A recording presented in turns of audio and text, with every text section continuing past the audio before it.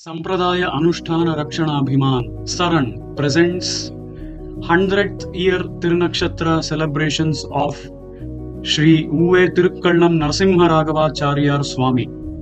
Srimad Bhagavad Gita Upanyasam series held from 17th to 20th November 2024 by Shri Uve APN Swami at Shri Venugopala Krishna Swami Temple, Malleshwaram, Bengaluru. यत्पदाम्बोर्हध्यान विध्वस्ताशेषकल्मषः वस्तुतामुपयातोऽहं यामुनेयं Namami तं यो नित्यमच्युतपदाम्बुजयुग्मरुग्मव्यामोहतस्तरितराणि तृणाय मेने अस्मद्गुरोर्भगवतोऽस्य दयैकसिन्धोः रामानुजस्य चरणौ शरणं प्रपद्ये श्रीमान् वेङ्कटनाथार्यः कवितार्किककेसरी वेदान्ताचार्यवर्यो मे सन्निधत्तां सदा हृदि प्रपद्ये निरवद्यानां निषद्यां गुणसम्पदां शरणं भवभीतानां षठकोपमुनीश्वरं श्रीरङ्गनाथषटकोपयतीन्द्रदृष्टं लक्ष्मीनृसिंहषडजित्करुणैकपात्रं श्रीरङ्गवीररघुराट्षटकोपहृद्यं वेदान्तदेशिकयतीन्द्रमहं प्रपद्ये श्रीकृष्णमार्यं करुणालयन्तं वेदान्तयुग्मं समधीतवन्तं वत्साभिजातं विदुषां वरेण्यं श्रीभाष्यसिंहं प्रणमामि नित्यं श्रीभद्रङ्गशठारि संयमिवराल्लब्धागमान्तद्वयं श्रीमद्वीररघुद्वहाप्तषडजित् पादारविन्दाश्रयं श्रीमद्वेदवतं सरेशिकयतेः कारुण्यवीक्षास्पदं सेवे रङ्गदुरीनशासनवशं नारायणं योगिनं वेदान्तदेशिकयतीन्द्रकटाक्षलब्धत्रय्यन्तसारमणवद्यगुणं बुधाग्र्यं नारायणाद्यगिरिदुर्यकृपाभिषिक्तं श्रीरङ्गनाथयतिशेखरमाश्रयामः मेदिनीबारनिर्धारं पार्थसारथिमच्युतं प्रणमामो ऋषिकेशं दुर्लभं चक्रपाणिनम् பகவத்கீதையினுடைய இரண்டாவது அத்தியாயத்தின் பரமசாரபூதமான அர்த்த விசேஷங்களை எல்லாம் நாம் பார்த்து கொண்டிருக்கிறோம். கீதை என்பது நமக்கு அத்தியந்தம் அனுபாவியமானது. கீதையினுடைய பெருமையை சொல்லும் பொழுது எம்பெருமானுடைய திருவாக்கிலிருந்து அவதரித்த கீதை என்னும் ஒரு சாஸ்திரத்திற்கு சதிருஷமானது, சமமானது உலகத்தில் வேற எந்த சாஸ்திரமும் இல்லை. சாஸ்திரஸ்ய தஸ்ய சதிருஷம் கிமிஹாஸ்தி சாஸ்திரம்.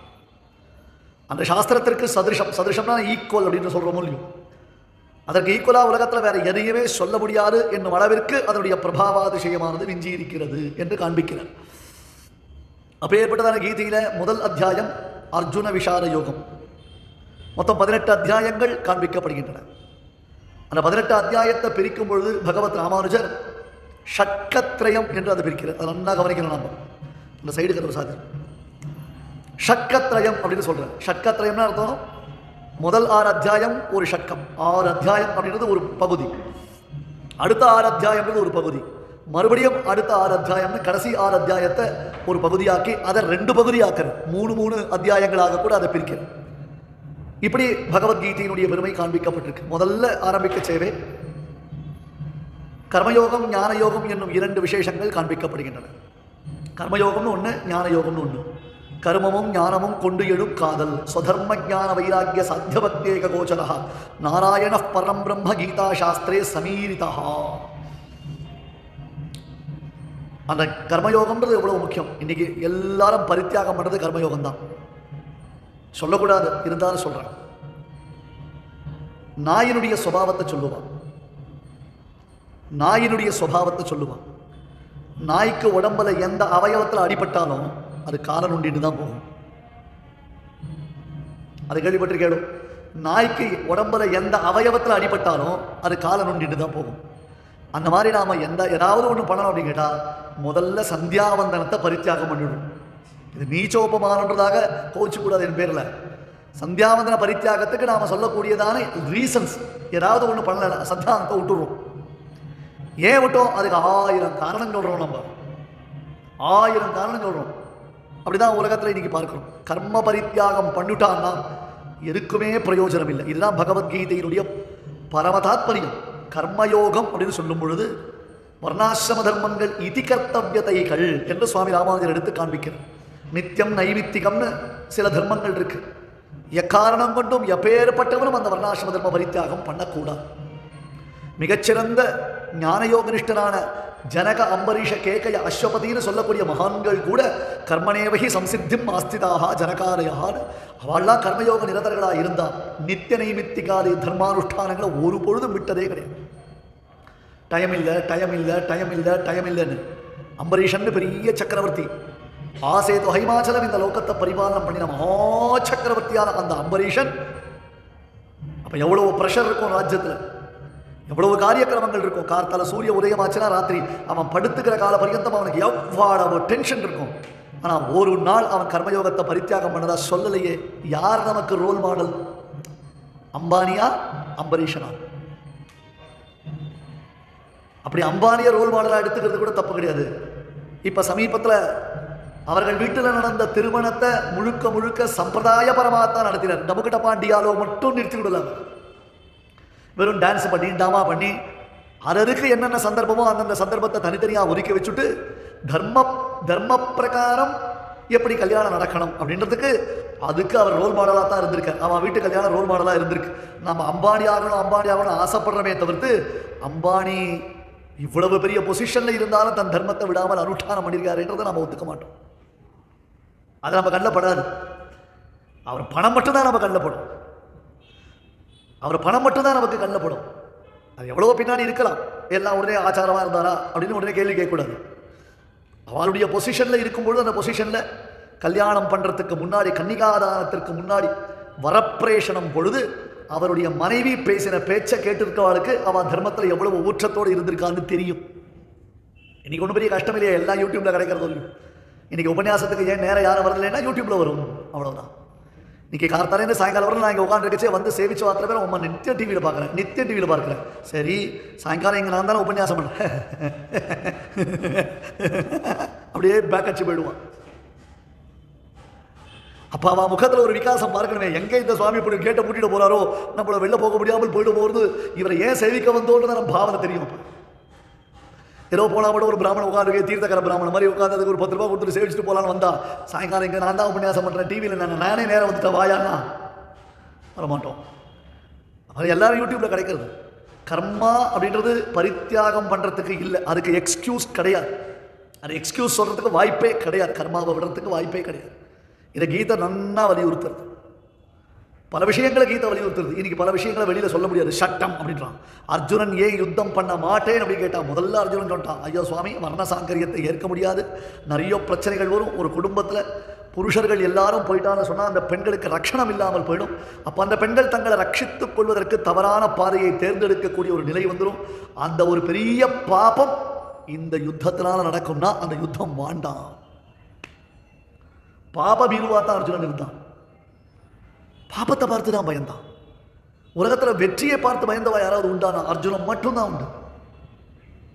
கிருஷ்ணன் கேட்க போறான் பார்த்தது, கதம் பீஷ்மஹம் சங்கே துரோணஞ்ச மதுசூதன இஷுபிஹி பிரதியோத்ஸ்யாமி பூஜாருகாவரி சூதன. நேற்றே இந்த ஸ்லோகம் பார்த்தோம்.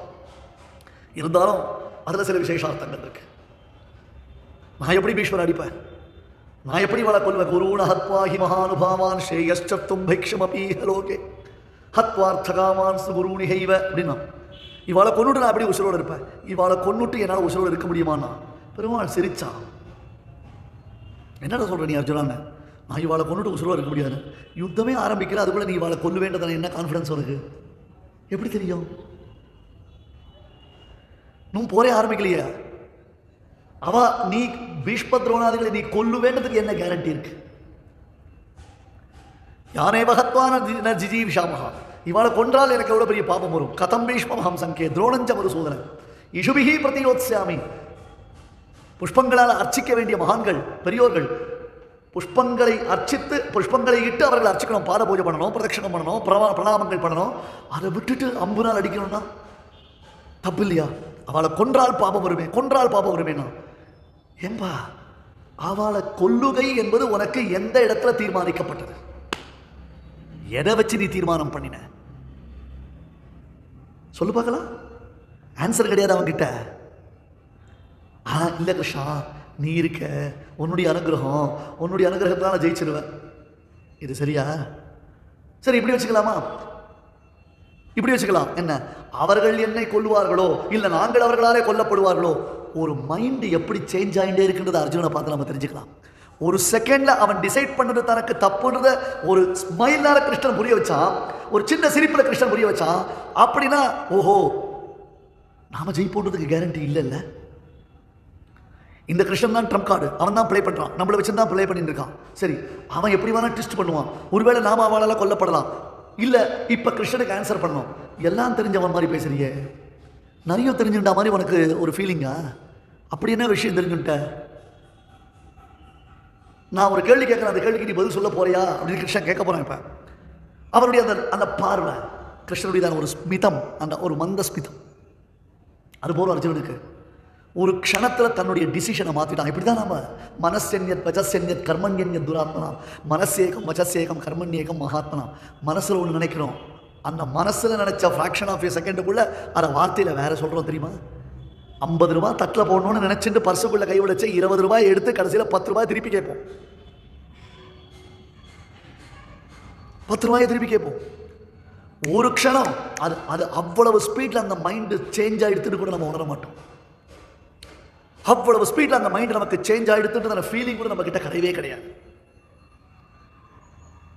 என்னடா நீ பேசுற?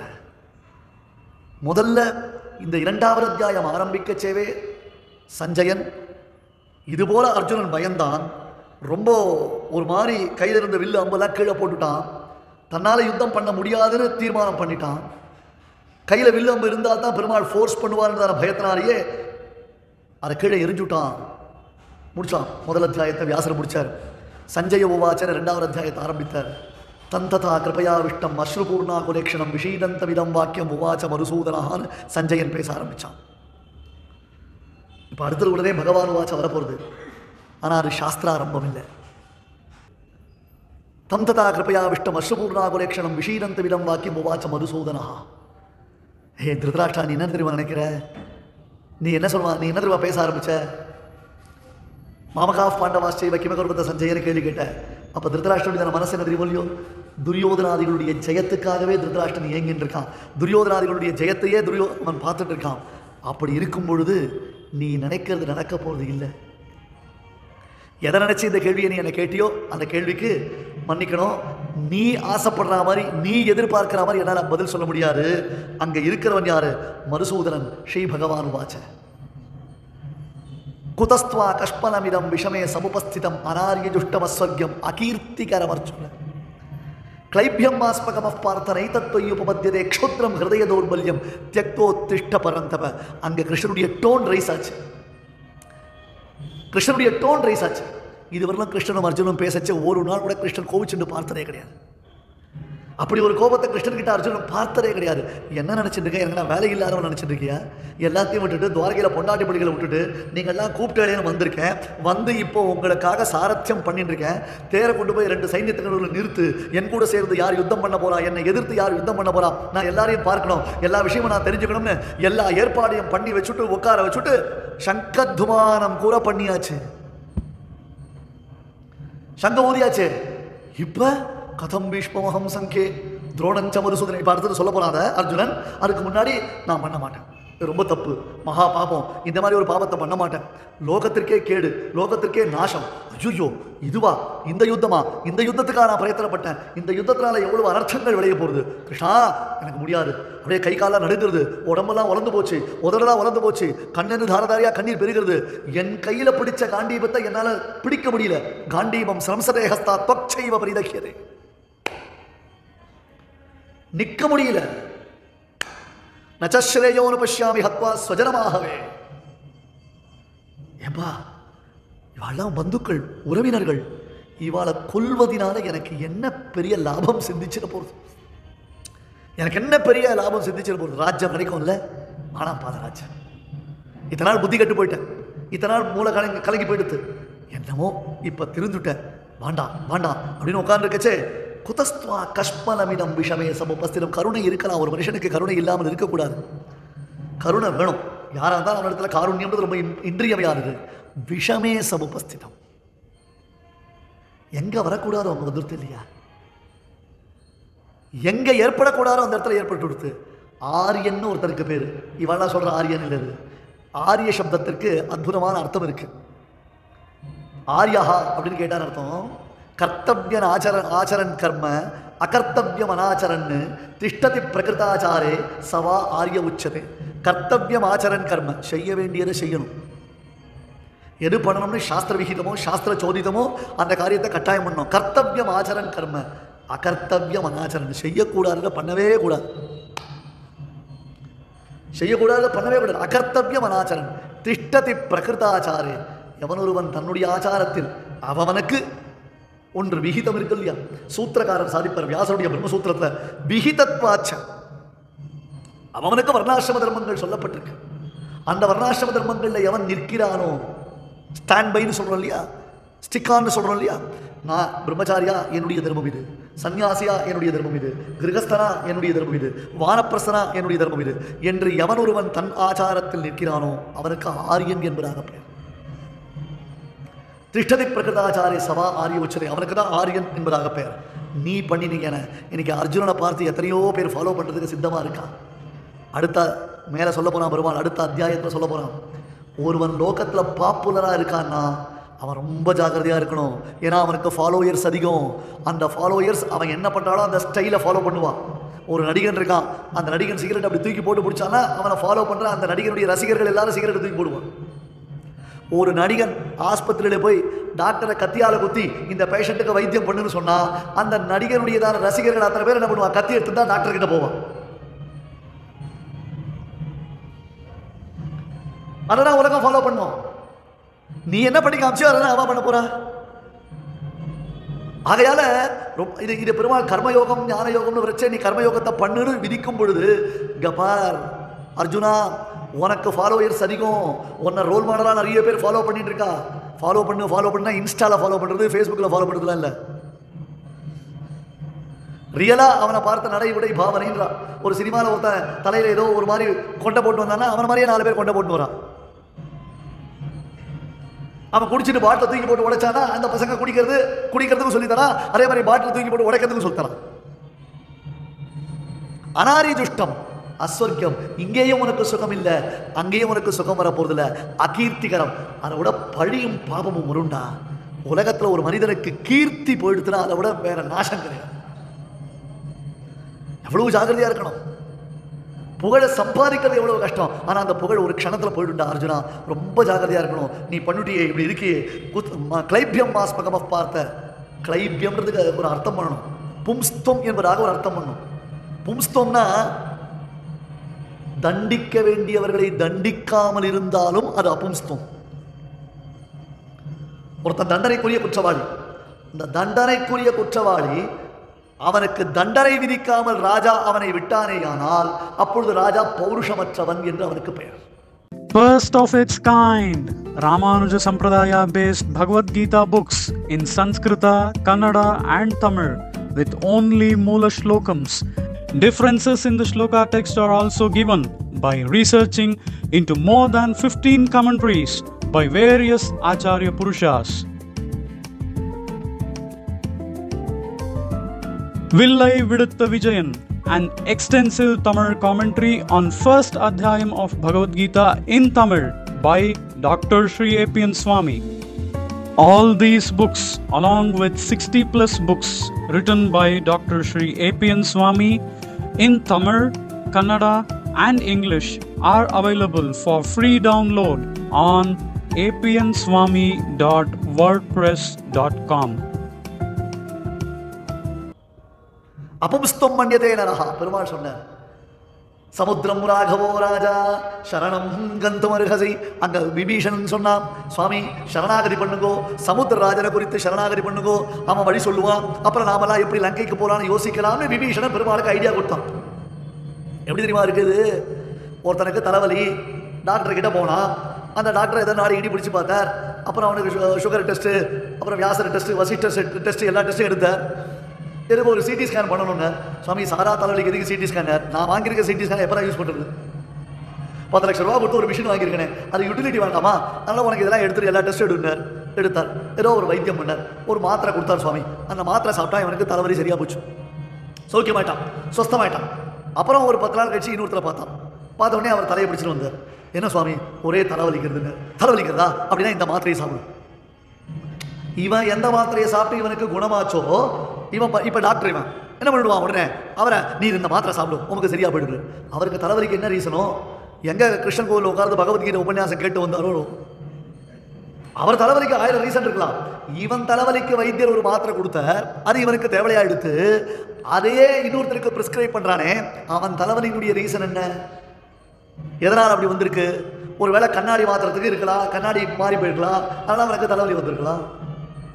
இல்லை வேற ஏதோ பார்க்கக்கூடாத பார்த்துருக்கலாம், தலைவலி வந்திருக்கலாம். இல்லை வேற ஏதோ பிரச்சனை இருக்கலாம், தலைவலி வந்திருக்கலாம். ஒருத்தன் தனக்கு ஒன்று அதாவது ஒரு காரியம் பண்ணுறான், அது அவனுக்கு சக்ஸஸ் ஆகிடுதுன்னா எல்லாருக்கும் அதை ப்ரிஸ்கிரைப் பண்ணுவான். விபீஷணம் வந்தா பெருமாள்கிட்ட சரணாகதி பண்ணா, அது சக்ஸஸ் ஆகிடுது. அப்புறம் என்ன பண்ணிட்டா, சமுத்திரத்தை எப்படி தாண்டதுன்னு யோசிக்கச்சே பெருமாளுக்கு சஜஷன் கொடுத்தா, நீ வேணா சரணாகதி பண்ணி பாரு. ஏண்டா அங்கே சக்தன் அசக்தன் வித்தியாசம் கிடையாதா? யார் யார்கிட்ட சரணாகதி பண்ணுறதுன்னு வித்தியாசம் கிடையாதா? அசக்தனான விபீஷணன் சக்தனான பெருமாள்கிட்ட சரணாகதி பண்ணுறதுக்கும், சக்தனான பெருமாள் அசக்தனான சமுத்திரராஜன்கிட்ட சரணாகதி பண்ணுறதுக்கு வித்தியாசம் இல்லையா? இப்போ சொன்னால் விபீஷணனுக்கு மூட் அவுட் ஆகிடும். ஃபஸ்ட்டு இப்போ தான் கோஷ்டியில் சேர்ந்துருக்கான். அவன் சேர்த்துக்கலாமா வேண்டாமான்றதை பற்றி பெரிய டிஸ்பியூட் வேறு நடந்திருக்கு. அந்த டிஸ்பியூட்லாம் முடிஞ்சு ஒரு வழியாக சேர்த்துக்கணும்னு ஆனையை மாதிரி சிரேஷ்ட தத்தமசியாபயமையான கொண்டுதாச்சு. விபீஷணனை சேர்த்துட்டாச்சு. சேர்த்துட்டு உடனே முதல் மீட்டிங்கில் ஃபஸ்ட்டு சஜஷன் இப்போ தான் விபீஷணன் சொல்கிறான். சொன்ன உடனே அதை அப்ஜெக்ஷன் பண்ணினாரா, என்ன இருந்தாலும் அவள்லாம் பழையசு சீனியர், அவள்லாம் நாங்களாம் இப்போ தான் புதுசாக வந்தோம், நாங்களாம் சொன்னால் அவள்லாம் ஏற்றுப்பாளா? நான் சொல்லியிருக்கூடாது தான், என்னமோ சொல்லிட்டேன். ஏதோ ராமன் என் பேரில் ரொம்ப விசுவாசமாக இருக்கார், நம்ம பேரில் பிரீத்தியாக இருக்கார், நாம் சொன்னால் கேட்பார், நான் சொல்லிட்டேன். நான் ராட்சசன் தானே, நான் சொல்லியிருக்கூடாது தான் அப்படின்னு அவன் மனசு துவண்டு போயிடும். விபீஷணன் மனசு துவண்டு போயிடும். அதை ராமன் விரும்பலை. இன்னொன்று, இந்த உலகத்துக்கு பல விஷயங்களை புரிய வைக்க வேண்டியது இருக்குது. எல்லா சமயத்துலையும் நான் உபன்யாசம் பண்ணிட்டு இருக்க முடியாது. சில பேர் ஏடாகுடம் பண்ணினான்னா அதன் மூலமாக கிடைக்கிற ரிசல்ட்டை கொடுத்து தான் உலகத்திற்கு விஷயத்தை புரிய வைக்க முடியும். ஏன்னா சக்தனான என்னிடத்தில் விபீஷணன் பண்ணுற சரணாகதிக்கும், சக்தியே இல்லாத சமுத்திராஜன் இடத்துல நான் பண்ணுற சரணாகதிக்கும் பலிக்குமா பலிக்காத இந்த உலகம் புரிஞ்சுக்க வேண்டாமா? யார்கிட்ட எப்படி பிஹேவ் பண்ணணும் இந்த உலகம் புரிஞ்சுக்கணுமா வேண்டாமா? அதுக்கெல்லாம் விபீஷணனுடைய சஜஷனை யூட்டிலைஸ் பண்ணினால்தான் உலகம் புரிஞ்சுக்கும்னு 3 நாள் சமுத்திரத்தை குறித்து, கடலை குறித்து பிராயோபவேசம் பண்ணினான் ராமன். 1 நாள் இல்லை, 2 நாள் இல்லை, 3 நாள். ததசாகர வேளாயாம் தர்பானாஸ்தீரிய ராகவான், சமுத்திரக்கரையில் தர்பசேன ராமனா பெருமாள் இருந்தான். 1 நாள் ஆச்சு வரல, 2 நாள் ஆச்சு வரல, 3 நாள் ஆச்சு வரல. முதல்ல என்ன பண்ணார், நீங்கள் தொடர்பு கொள்ளும் நபர் வேறொரு நபரோட தொடர்பில் இருக்கான்னு வந்தது. அப்புறம் 2வது நாள் வந்தது, நீங்கள் தொடர்பு கொள்ளும் நபர் தொடர்பு எல்லைக்கு வெளியில் இருக்காரு வந்தது. 3வது நாள் என்ன வந்தது, நீங்கள் தொடர்பு கொள்ளும் நபர் சுவிட்ச் ஆஃப் செய்யப்பட்டிருக்கிறது வந்தது. இனிமே பொறுக்க முடியாது, இனிமே வெயிட் பண்ண முடியாது. ஆஹா அப்படியா, டே லக்ஷ்மணா, பொறுமையா இருந்தா இந்த உலகம் நம்மளை பேடின்னு பார்க்கறதுடா. க்ஷமாவதாம் ஹி ஏகோ தோஷா அபும்ஸ்தும் மன்யதே நரஹா சாபமானே சௌமித்ரே ஷரான்ஷாசி விஷோபமான் சாகரம் சோஷயிஷ்யாமி பத்யாமியாந்த பிளவங்கமாக. டே லக்ஷ்மணா, பொறுமையா இருந்தவன் ஆண்மையற்றவன், பும்ஸ்துவம் இல்லாதவன் இந்த உலகம் நடக்கிறது. என்னுடைய பெருமை என்னன்னு இந்த உலகத்துக்கு புரிய வைக்கணும். சமுத்திரராஜன் கடலரசன் என்னை ரொம்ப கிள்ளிக்கிரியா நினச்சிட்டான். ஆக்னேயாஸ்திரத்தை கொண்டு வா, நன்னா விஷத்தில் தோச்சு அம்புகளை கொண்டு வா, ஆக்னேயாஸ்திர பிரயோகம் பண்ணுறேன். சமுத்திரத்தில் ஒரு சொட்டு தண்ணீர் கூட இல்லாமல் அத்தனையும் மற்றடிக்க வைத்து விட்டேனே. ஆனால் சமுத்திரத்தில் பிரிட்ஜ் கட்டலாமா, இல்லை கப்பலில் போகலாமா, இல்லை தாண்டி போகலாமா, இந்த கேள்வியே வராது. ஏன், எல்லா குரங்கும் பத்யாமியாந்து பிளவங்கமாக நடந்தே இலங்கைக்கு போயிட்டுமே, யார் கேள்வி கேட்க முடியும்? இப்போ என் பவர் என்னன்னு காமிக்கிட்டா நான் பெருமாள். ஏன், தண்டிக்கத்தக்கவனை தண்டித்தால் தான் பும்ஸ்துவம் நிலைக்கும். தண்டிக்கத்தக்கவர்களை தண்டிக்காமல் விடுத்தானேயானால் அவனை அபும்ஸ்துவம், ஆண்மையற்றவன் என்பதாக உலகம் நிற்கும். பார்க்கும் கிளைபியம் மாஸ்பகம் பார்த்த நைதத்வயுபபத்திரே. அர்ஜுனா, இவாள்லாம் எதிர்ச்சயோபபன்னம். இவாள்லாம் யாரு? இவெல்லாம் யாரு? க்ஷத்ரியர்கள். உனக்கு நைமித்திகமாக வந்திருக்கக்கூடிய யுத்தம் இது. ஏற்கனவே க்ஷத்ரியனுக்கு யுத்தம்ன்றது கர்மம், அவனுடைய கர்மானுஷ்டானம். அதில் நைமித்திகமாக எதிர்ச்சயோபமன்னம். நீ எதிர்பார்க்கல, நீ சண்டைக்கு போல, சமாதானத்துக்காகத்தான் நானே தூது போயிருக்கேன். தர்மன் விடத்தான் தூது போனார்னு நானே போயிருக்கேன். எத்தனை தடவை நான் தூது போனேன். 5 கிராமம் கூட கொடுக்க மாட்டேன்னு துரியோதனன் அதை தடுத்துட்டான். இனிமே வேற வழி கிடையாது, வேற வழி இல்லை. ஆகையால இவாளோட யுத்தம் பண்ணணும். உனக்கு வாய்ப்பு கிடைச்சிருக்கு, அந்த வாய்ப்பை நீ உபயோகப்படுத்திக்கணும். அதை விட்டுட்டு தண்டிக்கத்தக்கவர்களை நீ கைவிட்டாயே ஆனால் அதுவும் உனக்கு பாபம்.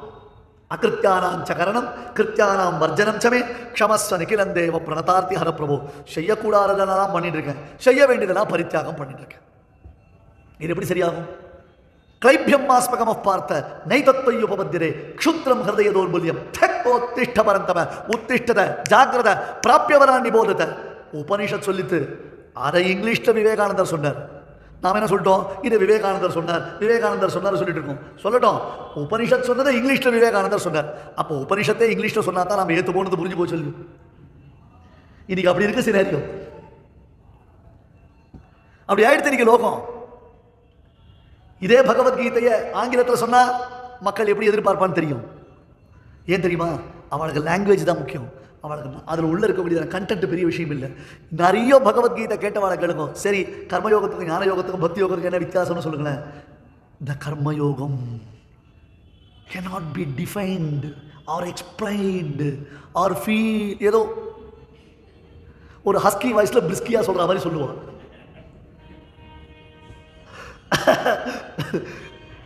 வராது.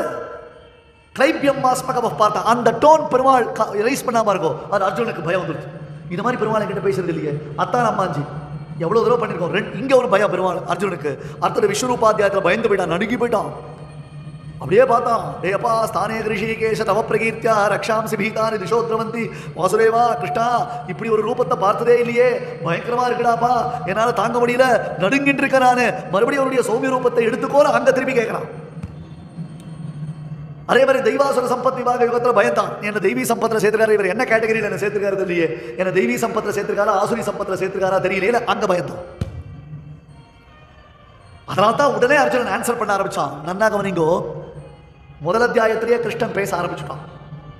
சேனையோர் உபயோர் மத்தியே ஸ்தாபயித்வா ரதோத்தமம் உவாச்ச பார்த்த பஷ்யதான் சமவேதான் குருநிதி. அர்ஜுனன் சொன்னான், கிருஷ்ணா தேரை கொண்டு போய் 2 சைன்யத்துக்கு நிறுத்தினான்.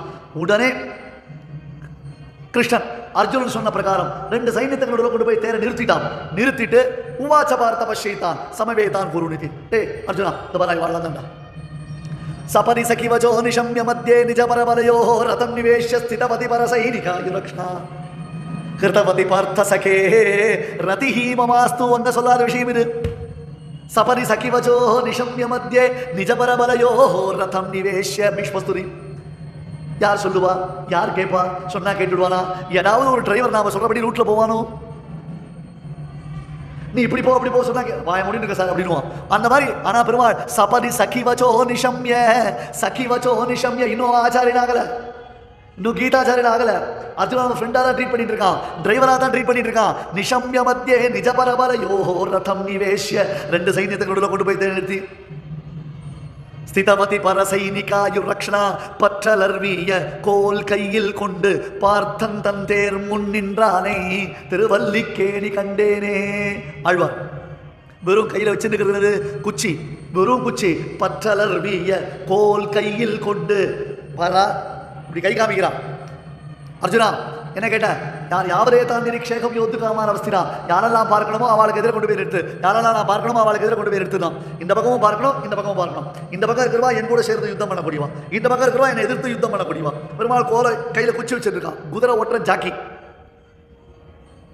குதிரை ஓட்டுற ஜாக்கி. யுக்ய செந்தன சாரதி கிரமவதி திரையந்த சந்தர்ஷினி. சுவாமி தேசிகன் சாதித்த அந்த தேரை பாரு, அந்த தேரை பாரு, பிரணவத்தை பாரு.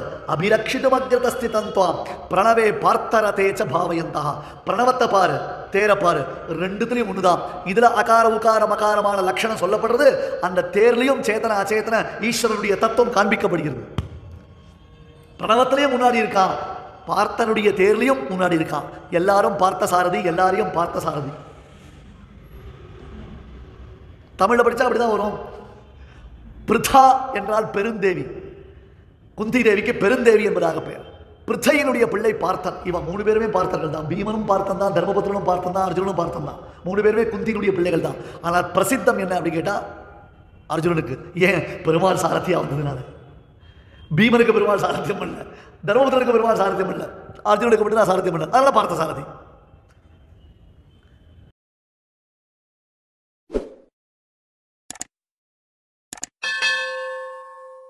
ரங்கநாதரை தான் கல்யாணம் பண்ணிக்க போறா, ரங்கநாதர் தான் கல்யாணம் பண்ணிக்க போறான்னு நினைச்சிட்டு போனாங்க. அதெல்லாம் ஒண்ணும் கிடையாது. திடுக்கிடும் திருப்பங்கள்ல இருந்து ஒரு கல்யாணம் இருக்கு, ஆண்டாள் கல்யாணம். அது கடைசி நாள் பார்க்க போறோம். நம்ம போகி அன்னைக்கு திருக்கல்யாணத்தோட தான் முடிக்க போறோம். அது ஆண்டாள் கல்யாணம் சொல்லி தான் முடிக்க போறோம். நீங்க இத்தனை கல்யாணம் கேட்டிருக்கலாம், இந்த கல்யாணம் சம்திங் நியூ ஸ்பெஷல். முதல் கலப்பு திருமணம் ஆண்டாள் திருமணம் தான். விபவத்தில் இருந்த ஆண்டாள் அர்ச்சையில் இருந்த ரங்கநாதனை கல்யாணம் பண்றாலும் இல்லையோ, அதனால இது கலப்பு திருமணம். மாதிரி இன்ட்ரெஸ்டிங் விஷயங்களை நீங்க தெரிஞ்சுக்கணும் அப்படின்னா ராமானுஜப்பாவை திருப்பாவை உபன்யாசம் இந்த டிசம்பர் 2024 16th டிசம்பர்ல இருந்து நடந்துட்டு இருக்கு. அதை நீங்க கேட்கணும்னா ஏபிஎன் சுவாமி யூடியூப் சேனல்ல மெம்பர்ஸ் ஆகி மெம்பர்ஸ் ஒன்லி கண்டென்ட்டை என்ஜாய் பண்ணுங்க.